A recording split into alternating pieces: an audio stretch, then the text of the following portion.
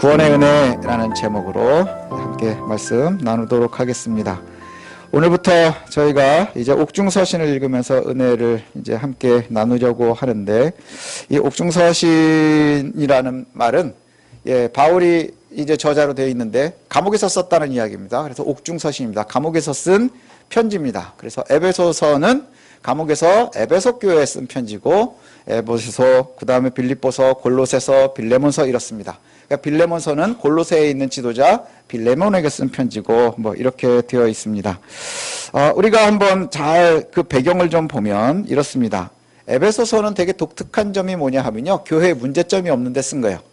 대부분 보면 교회에 어떤 문제점들이 좀 많거든요. 뭐 고린도 교회다 그러면 교회 파벌이 있다, 뭐 이런 것들이 있는데, 에베소서는 뭐 특별한 것이 없는데 왜 감옥에 갇혀 있는데 에베소를 기억했을까? 이거를 좀 우리가 한번 생각해 볼 필요가 있습니다.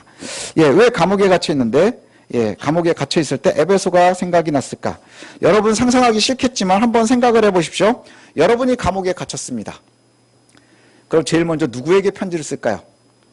조금 순화를 시키면, 여러분 저 군대에 갔을 때 훈련소에서 제일 먼저 생각나는 게 누굽니까? 대부분 부모님이라고 생각을 하겠지만 부모님들은 속고 있는 겁니다. 애인한테 편지를 씁니다. 그게 왜 그럴까요? 귀하기 때문인 거예요. 귀하고 먼저 생각이 나고 뭐 이러는 것이지요. 바울이 옥중서신이라고 하는 것에서 왜 에베소에 편지를 써야 했을까? 그러면 에베소가 그만큼 바울에게 있어서 중요한 존재들이었다는 것이죠. 그래서 그 배경을 좀 우리가 살펴볼 필요가 있는데, 에베소라고 하는 지역은 소아시아 지역에 있는 교회입니다. 그래서 에베소하고요, 골로새는 소아시아, 지금의 터키 지역에 있고요. 그 다음에 빌립보 교회는 옥중서신 중에 빌립보 교회는 마게도니아에 있습니다. 알렉산더의 아버지 빌립의 이름을 따서 빌립보가 세워진 것이거든요. 그 다음에 빌레몬은 골로새 교회의 지도자입니다. 에베소라는 이 도시는요, 로마 제국의 3대 도시예요. 로마 제국에서 제일 큰 도시 로마, 알렉산드리아, 그리고 에베소입니다. 로마는 로마 본토에 있고요. 알렉산드리아는 아프리카에 있고요. 그 다음에 아시아에는 에베소가 있습니다. 그리고 그 에베소라고 하는 곳이 얼마나 큰 도시였느냐 하면, 당시에 원형극장이 있었는데 25,000석이라 그래요. 지금 발굴되어 있는데 원형극장이 있는데 25,000명이 한 번에 들어갈 수 있는 곳이고요. 그 다음에 대리석 도로가 깔려져 있었고요. 거대한 건물들과 목욕탕이 있었고요. 로마의 목욕탕 문화가 있었다? 굉장히 큰 도시라는 것 우리가 알 수 있지요. 그리고 그곳이 에게해에서 이제 내륙으로 들어가는 도시 항구를 갖고 있기 때문에 모든 문화와 종교와 이 모든 것들이 다 집결되는 곳이 바로 그곳이었습니다. 그래서 뭐 굉장히 부자 도시였는데, 이 도시의 가장 중요한 것은 제일 중요한 것은 뭐냐면 아르테미스라고 하는 여신이에요. 아르테미스 여신이 있었고요. 빌립보 사람들은 굉장히 중요한 게, 에베소 사람들은 제일 중요한 게 뭐냐면 스스로를 갖다가 우리는 뭐라 그래요? 대한민국 사람들은 우리를 뭐라 하니까 당군의 후손이다 뭐 이렇게 얘기하면서 우리의 정체성을 이야기하잖아요. 이 에베소 사람들은 뭐라고 얘기를 했냐면 스스로를 아르테미스의 신전 수호자다 이렇게 얘기를 했대요. 아르테미스의 신전 수호자. 어마어마했겠죠. 풍요를 주는 여신이거든요. 그 신전이 어마어마하게 컸었다고 그래요. 굉장히 높고 크고 신전도 있었고 신상도 있었다 이렇게 이야기를 합니다. 그 도시 전체가요 항상 축제였어요. 항상 축제인 이유는 뭐냐? 제사하니까. 항상 제사를 드렸고요. 항상 제의가 끊어지지 않았고요. 그리고 많은 관광객들이 에베소를 방문을 했거든요. 그 에베소를 방문하는 방문객들은 대부분이 순례자였습니다. 아르테미스의 신전을 갖다가 방문하고자 하는 순례자들이었고, 관광객들도 역시 그곳을 갖다가 빠지지 않고 봤어요. 그래서 그곳에 또 굉장히 중요했었던 산업이 뭐냐? 은세공이었습니다. 은세공을 하면서 아르테미스의 신상과 신전을 갖다 깎아서 그걸 갖다 파는 거예요. 제주도 가면 도라르방 있는 것처럼 그와 같이 굉장히 많이 발전돼 있었습니다. 또 하나 중요한 건 뭐냐면 이 아르테미스와 에베소의 아주 큰 특징은 뭐냐? 주술이에요. 주술이 발전돼 있었습니다. 주술과 그 다음에 또 그것들을 갖다가 사람들이 좋아하고 부적을 갖다가 굉장히 좋아했대요.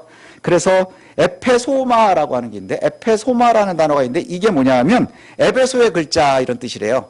에베소의 글자 에페소마, 이게 뭐냐 하면 그 당시에 가장 비싸고 효험이 좋은 주문이 써 있는 두루마리입니다. 그러니까 뭘 가지고 가는, 우리로 하면 이해하기 쉬울 거예요. 아주 능력이 좋은 부적을 하나씩 갖고 다니려면 에베소 가서 사와야 되는 거예요. 예, 그런 도시가 바로 에베소였습니다. 거기다가 비밀 종교도 좀 많이 있었다고 그러고요. 그 다음에 황제 숭배에도 굉장히 열심히 했었던 곳. 그럼 이제 우리가 한번 상상을 해보면 뭐냐? 그야말로 세속적이고 주술도 다양하고 우상 숭배도 가장 크고, 예, 주술 백화점 같은 그런 도시라고 생각을 하면 됩니다. 여기에 에베소에 교회가 세워진 거예요. 그 교회가 어떻게 세워졌느냐? 바울이 3번을 전도 여행을 했죠. 첫 번째는 그 지역 주변으로 돌았고, 이 에베소를 처음 방문한 건 2번째입니다. 2번째는 그냥 거쳐 지나갔지만 3번째 전도 여행을 할 때는 에베소에서 2년을 머물렀어요. 2년을 머물면서 그곳에서 가르치고 복음을 알렸습니다. 그게 우리가 잘 알고 있는 두란노 서원이에요. 두란노 서원에서 2년 동안을 갖다 가르쳤어요. 그러면서 그곳의 사람들이 하나씩 돌아오기 시작을 했습니다. 하나씩 돌아왔고 그리스도의 복음을 갖다가 알게 됐고, 그리고 나서 사람들이 은혜를 받기 시작하자 과거와 단절을 하기 시작을 하는 겁니다. 과거와 단절을 하면서 굉장히 큰 사건이 하나가 있었는데, 그게 뭐냐 하면 마술사들이 되게 많을 거 아니에요. 주술도 있고 막 이러니까. 그래서 그때의 사람들이요, 그 마술사 책들, 그게 뭐냐 하면 주술입니다. 주술이 쓰여져 있는 두루마리들을 다 가지고 와서 태워버리는 그런 사건이 사도행전 19장의 에베소에서 있거든요. 예, 그때에 태워버렸었던 주술 했었던 그 책들이 5만 마르크래요. 저 5만 드라크마입니다. 5만 드라크마면은 얼만큼이냐면요, 1 드라크마가 일반 노동자들의 1년, 예, 1년 품삯이에요. 예, 하루 품삯이에요. 그래서 이걸 갖다가 5만으로 계산을 해보니까, 저도 이렇게 계산을 대충 해봤거든요. 그때 우리나라 지금 현재로 하면, 최저임금으로 계산을 하면 41억이랍니다. 그때 태운, 예, 두루마리 값이 41억 원어치 책을 태운 거예요. 그 다음에 평균 임금으로 하면 66억 5천 정도가 된대요. 그러니까 66억을 여러분이 배우려면 한 100년 벌어야 된대요. 100년. 그러니까 보통 노동자들은 100년 이상 벌어야 되는, 예, 한 명이 100년 이상을 벌어야 되는 만큼 이 두루마리를 태웠다는 거죠. 그럼 우리가 한번 생각해 볼 것이 2가지예요. 하나는 뭐냐? 그때의 은혜가 컸다는 거죠. 이만큼을 다 태웠어. 근데 또 하나는 뭔지 아세요? 그 주술이 얼마나 크게 발전되어 있었는지를 알 수 있는 거예요. 주술의 그 부적을 갖다가 저 41억, 66억 원어치를 태웠다는 거예요. 예, 그러자 문제가 생기기 시작하지 않았겠습니까? 예, 그때 제일 큰 문제가 뭐냐? 그렇게 사람들이 하나님을 믿고 복음으로 돌아오기 시작을 하면 주술과의 단절이 있을 것이고, 과거의 죄와로 단절하게 될 것이고, 그러면서 누가 제일 큰 타격이 되겠어요? 부적만 태워서 없애는데도 44억, 66억이라고 하는데, 그런데 그때 뭐가 있었다 그랬어요? 은세공업자들 있잖아요. 예, 그저 신전을 만들어서 파는 사람, 신상을 만들어 파는 사람, 그 사람들이 데메드리오라고 하는 사람을 중심으로 해서 난리가 나게 됩니다. 왜 그럴까요? 이제 그걸로 먹고 살던 사람들의 산업이 다 무너지기 시작을 하는 거예요. 예, 예를 들면 이거죠. 예, 그 신전 앞에서 주술로 다 먹고 살던 사람들이요, 지금 다 한 번에 실업자가 되게 생긴 거예요. 그래서 에베소에서 큰 소동이 벌어져서 그것 때문에 에베소를 할 수 없이 떠나게 됐습니다. 바울이. 예, 도란노에서 가르치다가 할 수 없이 떠나게 됐는데, 에베소라고 하는 이 교회를 얼마나 사랑했는지, 그래서 에베소 교회는 이후에 바울의 제자들이 남아서 계속해서 섬기게 되고요. 대표적인 사람이, 예, 믿음의 아들이라고 불리우는 디모데입니다. 디모데가 남아서 계속해서 에베소를 갖다가 가르치고 돌보게 됩니다. 예. 자, 그럼 이제 우리가 한번 생각해 볼 수 있는 게 있어요. 왜 이렇게 에베소를 갖다가 자세하게 제가 말씀을 드리느냐? 그러면 에베소 교회라고 하는 곳이 그곳에 쓴 거예요. 예.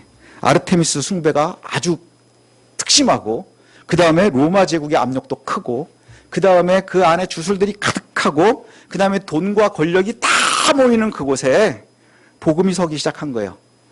그래서 에베소 교회는 가장 화려하고 강력하고, 그 다음에 또 좋아 보이는 곳, 그곳에서, 그렇지만 가장 어두운 문화 속에, 그 다음에 가장 죄가 풍성한 그곳에 중심하고 그곳에서 뿌리를 내리기 시작을 한 거예요.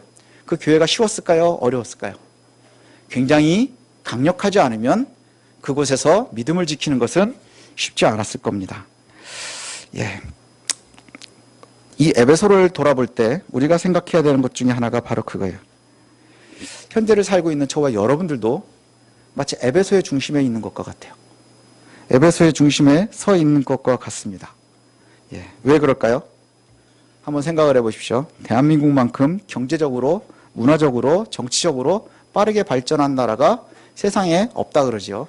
예, 식민지 국가였다가 선진국에 들어선 유일한 국가라고 그래요. 그 다음에 분단이 되어 있는 유일한 국가이기도 하고요. 그래서 요즘에는 K자만 붙이면 인류가 되지요. 그래서 뭐 K만 붙이면 하여튼 간에 대단합니다. 문화, 경제, 또 정치까지 그렇습니다. 그런데 또 그 이면에는요, 되게 신기한 게 있어요. 그렇게 발전을 했는데 우리나라에 속속들이 주술들이 가득합니다. 예. 타로 엄청 발전해 있고요. 아주 젊은 MZ세대 무당들도 엄청나게 많습니다. 그 사람들이 많을 수밖에 없는 이유가 뭘까요? K라고 하는 경제적인 것, 문화적인 것, 그 다음에 또 여흥을 즐길 수 있는 것 엄청나게 발전했지만 속이 허해지는 거예요. 속이 허해지고요. 중심은 가득 찬 것이 하나도 없는 것이죠. 항상 불안하고 항상 무섭고 그래서 항상 뭔가를 알고 싶고 그것을 채워주지 못하는 거예요. 돈으로 채울 수 있을 줄 알았는데 돈으로 채우지 못하는 거예요. 그 다음에 재미로 채울 수 있을 줄 알았는데 재미도 지나가고 나면 허망된 거예요. 권력으로 채울 수 있을 줄 알았는데 권력을 지키려니 너무너무 고통스러운 거예요. 그래서 다 가진 줄 알고 있는 이 K문화 속에 가장 중요한 것은 평안이 없는 거예요. 평안이 없으니 자꾸 무엇인가에 기대려고 하는데 옳지 않은 영향에 기댄다고 하는 것이죠. 그 속에 가장 천대받는 것이 뭐냐? 복음이라는 거예요. 너무나 허찬해 보이는 거죠. 별 볼 일 없어 보이는 것이죠. 그래서 우리도 항상 화려한 문화적인 우상, 그 다음에 풍요로운 경제 우상, 그 다음에 스스로 쌓아올린 신념의 우상, 이런 것들에 둘러싸여서 지금 우리가 살아가고 있는 거예요. 영적 에베소에 우리가 살아가고 있습니다. 그곳에서 우리가 예수 믿는 사람으로 서 있다는 것은 에베소 교회의 성도들과 다르지 않다는 거예요. 우리가 믿음을 지키고 하나님의 사람으로 에베소 안에서 타협하지 않고 성공적인 하나님의 나라를 이 땅에서 누리기 위해서 그래서 제일 중요한 게 뭐냐? 바로 우리가 뭘 믿고 있는지를 아는 거예요. 복음이 뭐냐? 믿음이 뭐냐 하는 것을 아는 겁니다. 그래서 오늘 바울이 에베소에 제일 먼저 쓰면서 우리 오늘 본문에 나오는 앞부분에 보면 제일 먼저 쓰는 것이 뭐예요? 복음에 대해서, 믿음에 대해서 이야기를 합니다. 바울 서신이 이렇게 시작을 해요. 하나님의 뜻으로 말미암아 그리스도 예수의 사도 된 바울은 에베소에 있는 성도들과 그리스도 예수 안에 있는 신실한 자들에게 편지하노니, 이렇게 얘기를 해요. 여기에 보면 저 편지를 쓰는 사람은 누굽니까? 예수의 사도된 바울, 예수의 사도 바울입니다. 그럼 편지를 읽는 사람들은, 받는 사람들은 누구예요? 에베소에 있는 성도들과 그리고 그리스도 예수 안에 있는 신실한 자들, 에베소에 있는 성도, 그리고 또 더 넘어서 신실한 자들에게 쓰여졌다, 이렇게 얘기를 해요. 그 신실한 자들, 그러면 첫 수신자는 바로 에베소에 그 당시 아마 주후 60년대 전후로 쓰여졌을 것이라고 보는데 그때에 쓰여진 그때 그 사람들과 그 다음에 주후 2025년을 살고 있는 저와 여러분이 동일하게 수신자가 되는 거예요. 우리에게도 지금 말하고 있다는 거예요. 동일하게 이야기합니다. 하나님 아버지와 예수 그리스도의 은혜와 평강이 하나님의 뜻으로 말미암아 예수 그리스도를 믿는 믿음 안에서 신실한 우리에게도 지금 평강을 빌면서 이야기하고 있는 거예요. 저와 여러분들과 에베소가 다르지 않습니다. 이제 주의 은혜와 평강을 소유한 우리가 뭘 믿느냐 하는 거예요. 뭘 믿느냐? 이렇게 화려한 시대에, 이렇게 발전된 시대에, 그런데 우리가 무엇을 믿으면서 우리가 중심을 잡으면서 살아야 되는가 하는 겁니다. 우리가 3절부터 6절이 참 중요하거든요. 좀 길기는 한데 그래서 좀 함께 읽어봤으면 좋겠습니다. 3절부터 6절입니다. 우리 한 목소리로 같이 읽겠습니다. 시작. 찬송하리로다. 하나님 곧 우리 주 예수 그리스도의 아버지께서 그리스도 안에서 하늘에 속한 모든 신령한 복을 우리에게 주시되 곧 창세 전에 그리스도 안에서 우리를 택하사 우리로 사랑 안에서 그 앞에 거룩하고 흠이 없게 하시려고 그 기쁘신 뜻대로 우리를 예정하사 예수 그리스도로 말미암아 자기의 아들들이 되게 하셨으니 이는 그가 사랑하시는 자 안에서 우리에게 거저 주시는 바 그의 은혜의 영광을 찬송하게 하려는 것이라. 이런 내용입니다. 우리 하나님 아버지께서 그리스도 안에서 하늘의 모든 신령한 복을 우리에게 주셨습니다. 아멘. 예, 우리에게 모든 신령한 복을 주셨대요. 그런데 그것을 위해서 하나님께서 우리를 창세 전에 이미 선택하셨답니다. 예, 이것이 되게 중요하고요. 그 다음에 우리를 흠이 없게 하시기 위해서, 우리를 흠이 없이 하기 위해서 또 하나님께서 기쁘신 뜻대로, 억지로가 아니라, 할 수 없이가 아니라, 등에 떠밀려서가 아니라, 예, 기쁘신 뜻대로 예수 그리스도가 십자가에 죽으셔서 우리로 하여금 흠이 없는 자녀가 되게 하셨다 하는 겁니다. 이게 뭐예요? 지금 우리가 믿고 있는, 우리가 신앙으로 고백하는 거잖아요. 하나님께서 우리를 창세전에 선택하셨고, 그리고 우리를 위해서 예수 그리스도께서 이 땅에 오셔서 골고다 십자가에서 죽으심으로 그 의에 우리가 편승해서 우리가 그것으로 인해서 의롭다함을 여김을 받는 거예요. 하나님의 예정 계획이라는 것이거든요. 하나님께서 예정하셨던 그 계획에 따라서 그리스도의 십자가의 죽음으로 저와 여러분들이 구원을 거저받았다 이렇게 얘기해요. 성경에 분명한 단어가 뭐예요? 거저 주었으니 거저받았다. 어떤 대가도 지불하지 않고 그냥 우리 말로 하면 공짜로 주어졌다 이렇게 얘기를 해요. 공짜로. 왜 하나님 우리에게 은혜를 주시고 영광스럽게 하셨을까요? 왜 하나님께서 우리에게 은혜를 베푸시는 걸까요? 왜 우리를 구원하신 걸까요? 여기에 그렇게 분명하게 얘기합니다. 우리로 하여금 찬송받으시기를 원하시는 거예요. 우리로 하여금 찬송받으시기를 원하는 거예요. 다시 정리하면 성부 하나님 계셔요. 그죠? 성부 하나님. 창세전에 이미 우리를 선택하신 그 하나님. 그리고 선택된 우리가 하나님의 사랑 안에서 거룩하고 흠이 없게 하시기 위해서 예정하신 뜻대로 성자 하나님 예수 그리스도께서 십자가에 달려서 죽으셨고 그로 인해서 우리가 구원받는 겁니다. 자, 이제 저와 여러분은 믿음 안에서 흠없는 자녀가 된 이유가 바로 거기에 있다는 것이죠. 우리를 거룩하고 흠이 없는 하나님의 자녀로 삼으신 이유가 뭐라고요? 찬송받으시고 영광받으시기 위함입니다. 당연히 하나님의 자녀 된 우리가 하나님을 찬송하면서 이 땅을 살아가야 된다는 거예요. 에베소의 성도들이 사는 곳은 우상이 가득한 곳이라 그랬었죠.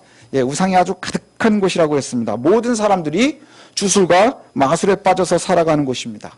심지어는 그 동네로 놀러오는 사람, 관광을 오는 사람들까지도 우상 숭배를 위해서 모이는 사람들이었어요. 이곳에서 성도는 흔들리지 않고 흠이 없는 백성으로 살아내야 한다는 거예요. 이것이 쉬운 일은 결코 아니겠죠.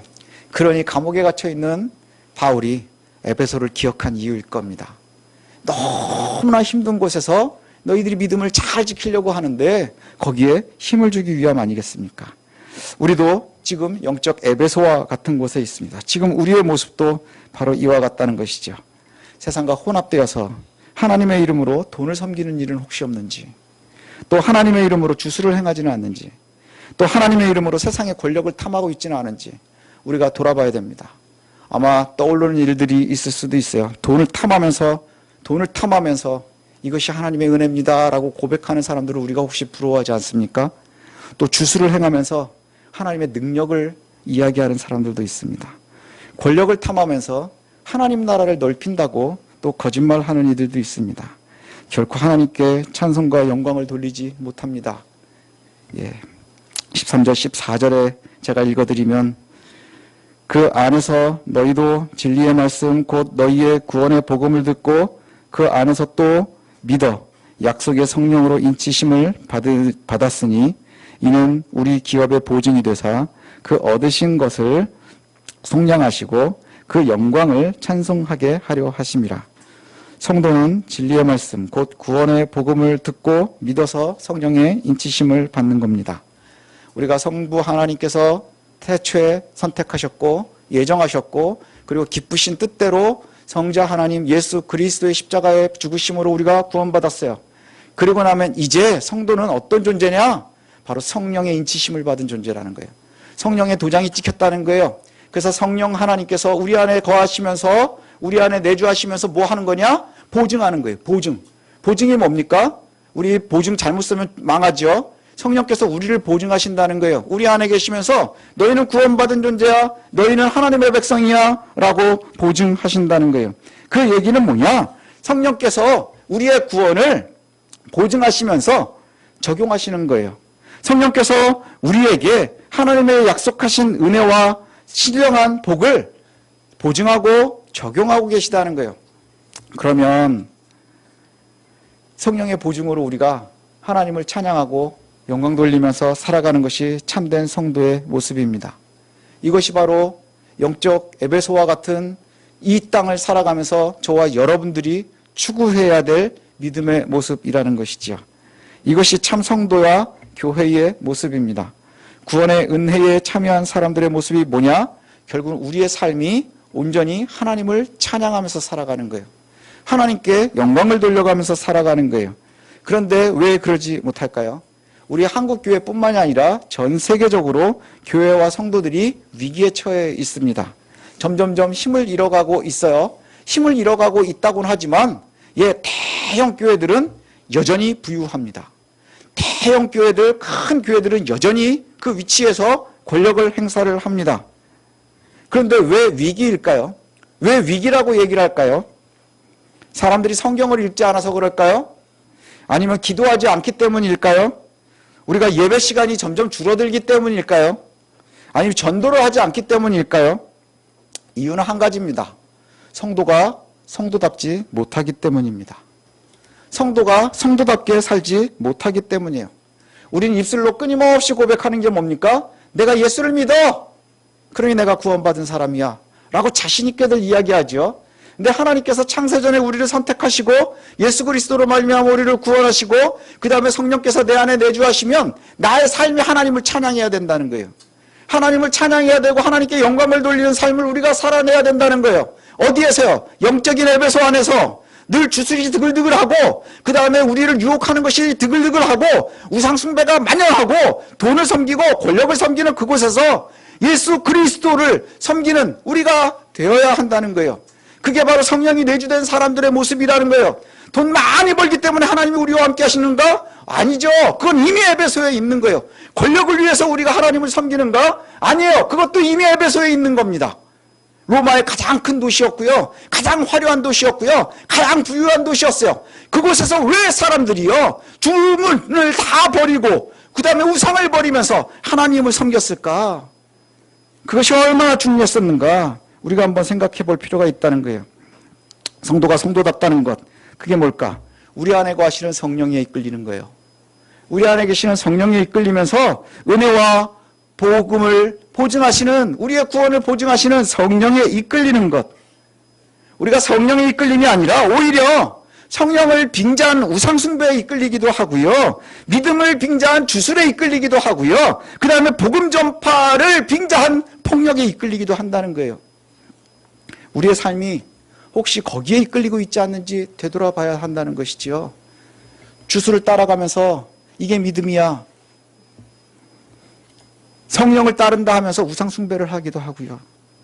그 다음에 하나님의 나라를 넓힌다 하면서 폭력을 행사하기도 합니다. 복음은 절대로 변질된 적이 없어요. 한 번도 바뀐 적이 없습니다. 변질이 되지 않습니다. 창세 전부터 성부 하나님께서 우리를 선택하셨고 성자 하나님 예수 그리스도의 십자가의 보혈로 우리가 구원받았고 그 이후로 믿는 이들에게 성령님 내주하셔서 우리의 믿음을, 우리의 구원을 보증하셔요. 증명하세요. 그리고 우리의 삶을 적용하세요. 한 번도 바뀐 적이 없습니다. 문제는 뭘까요? 우리인 거예요. 따르지 않는 우리, 혹은 거짓된 우리, 저와 여러분들이 하나님의 영광에 참여하고 온 삶을 다해서 하나님을 찬양하고 영광 돌렸으면 좋겠습니다. 우리가 찬양한다는 게 뭘까요? 예배 시간에 찬송을 많이 하는 건가요? 또 손을 높이 들고 눈물을 흘리면서 찬양하는 건가요? 좋습니다. 아주 중요합니다. 우리는 감정적이기 때문에 내 안에 계시는 성령께서 그것을 움직입니다. 그리고 나가서 폭력을 행사하는 이들, 열심으로 방언으로 기도하면서 나가서 불법을 행하는 자들, 그것이 과연 성령의 내주하심을 이끌려가는 것일까? 한번 우리가 진지하게 고민해 볼 필요가 있습니다. 우리가 영적인 에베소를 살고 있습니다. 가장 화려한 곳을 살아가고 있습니다. 세계 10대 도시라고 하죠, 서울은. 그 다음에 우리나라를 갖다가 자신있게 얘기할 때 뭐라고 얘기합니까?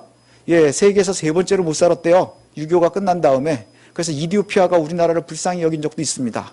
우리나라의 첫 번째 목표가 필리핀만큼만 살고 싶어 했었어요. 그것이 우리의 목표인 적이 있었어요. 근데 우리가 계속해서 얘기하는 게 뭡니까? 대한민국 10대 경제대국입니다. 5대 군사대국입니다. 그 다음에 모든 것에 K를 붙이면 세계 인류가 되는 그러한 시대를 우리가 살아간다고 입술로 얘기하면서 그것을 너무너무 좋아하지요. 그게 우리의 구원은 아니라는 거예요. 그게 우리의 구원은 아니라는 거예요. 그런데 왜 자살률은 점점 높아질까요? 왜 빈부의 격차 때문에 사람들이 서로 미워할까요? 왜 사람들이 그리스도의 이름으로 서로를 반목하고 싸우고 매일매일 깨져나갈까요? 성령의 이끌리심을 받지 못하기 때문입니다. 성령께 이끌리시는 것이 우리의 삶에 하나님을 찬양하는 거예요. 하나님께 영광을 돌리는 거예요. 하나님의 복음이 약해서 흔들리는 것이 아니라 복음을 빙자한 성도들이, 복음을 갖고 있다, 구원받았다 하는 성도들이 오히려 에베소를 사랑하기 때문입니다. 이제 우리가, 저와 여러분들은 하나님의 영광에 참여했으면 좋겠습니다. 그래서 구원받은 저와 여러분들이 성령의 인치심을 따랐으면 좋겠어요. 예, 성령의 보증을 받는 우리들이 되었으면 좋겠습니다. 온 삶을 다해서 하나님을 찬양하는 삶, 그것이 우리가 구원받은 이유입니다. 꼭 놓치지 마시고 하나님을 찬양하고 영광 돌리는 그러한 삶을 저와 여러분들이 살아내시기를 간절히 축원합니다.